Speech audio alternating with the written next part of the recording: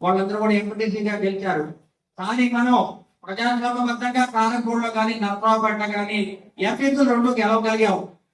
మరి ఈ కార్యక్రమాన్ని మనం పార్టీ నాయకులు కార్యకర్తలు అందరూ కూడా ఎక్కడ కూడా భయపడకుండా ఈ కార్యక్రమాన్ని ముందుకు తీసుకెళ్ళాం.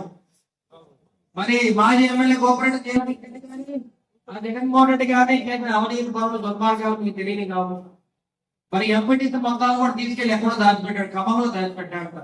తెలంగాణ ఈ క్రమం ప్రజాస్వామ్యం లేదు.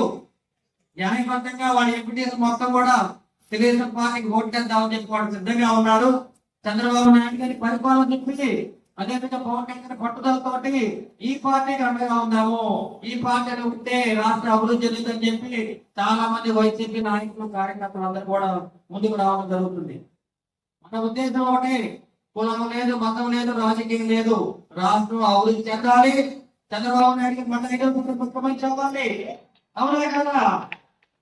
చంద్రబాబు నాయుడు ఒక్కసారి వాళ్ళు అడిగారు రోజు తెరిచి, నన్ను అసెంబ్లీకి తీసుకెళ్లి ముఖ్యమంత్రి కూర్చోబెట్టమని చెప్పారు. మీ అక్క చెల్లెలు అడిగారు. అవునా కదా?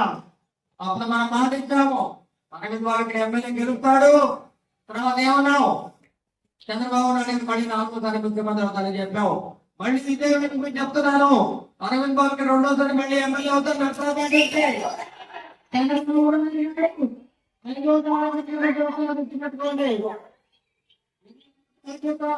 మనం పూర్తిగా ఎక్కడ కూడా వెనకడు వేసే లేదు.